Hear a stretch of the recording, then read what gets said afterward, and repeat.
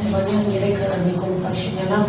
ձեզ մեղադրեց պետական դավաճան լինելու մեջ, նա ասաց, որ ԱԾ-ն դիմելու է հաղորդել ներկայացնելու քննչական կոմիտեը, համապատասխան քրեական գործընթացները լինեն։ Պարոն Թևանյան, դեռ եկեք պետական դավաճան ասելով, ըստ իրավապահների կամ ըստ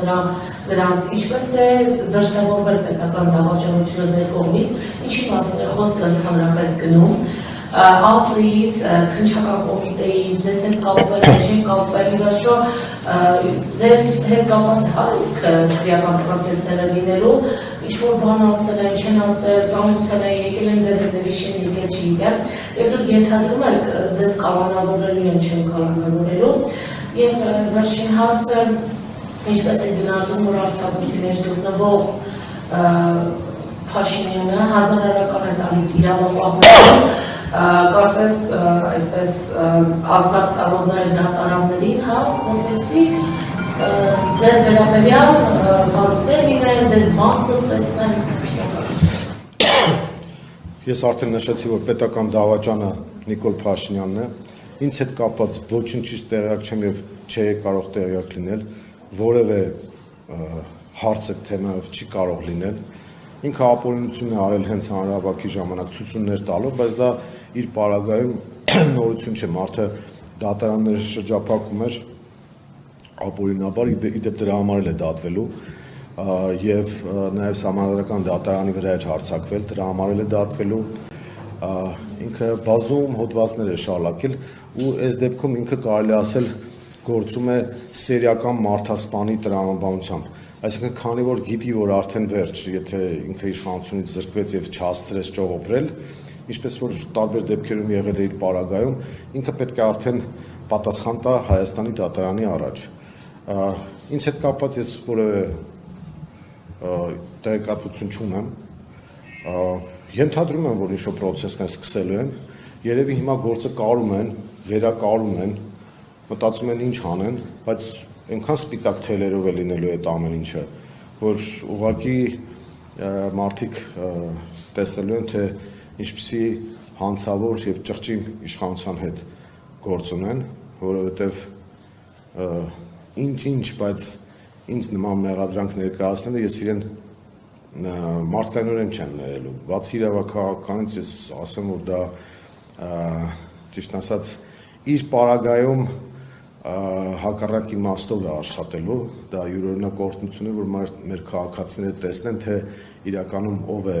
ազգային պետական շահի տիրույթում կանգնած, իսկ ով է իրական պետական դավաճանը։ Թուրքիայի արտգործնախարարը ուղիղ տեքստով բացահայտ հայտարարում է, որ պաշտպանում է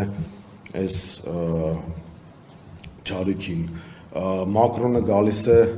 և խայտառակ միջամտություն է իրականացնում Հայաստանի ներքին կյանքին, այդ դեպքում, երբ որ նույն Ֆրանսիայի ներսում ինքը բավական ցածր վարկանիշում 1 և երկրորդը դա ուղիղ միջամտություն է Հայաստանի ներքաղաքական կյանքին, որը մեր օրենսդրությամբ էլ է արգելված և նաև միջազգային պրակտիկայով ընդունված չէ, թեև այսօրվա Եվրամիության որոշ ղեկավարների վարքագիծը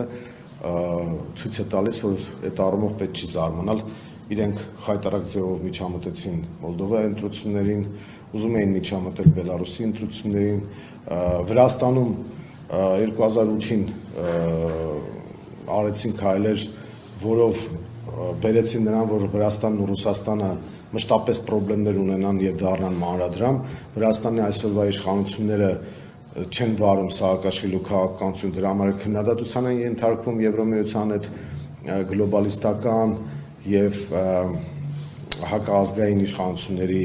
շրջանակների կողմից, Վրաստանը խուսափեց մանրադրամային քաղաքականությունից, բայց Նիկոլ Փաշինյանը համաձայնել է դրան։